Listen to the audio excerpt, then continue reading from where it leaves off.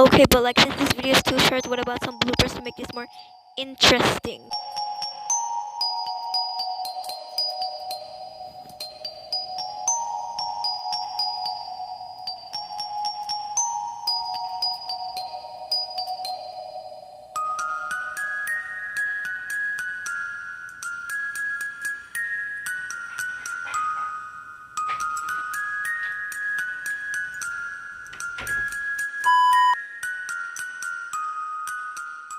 You probably think that you are better now.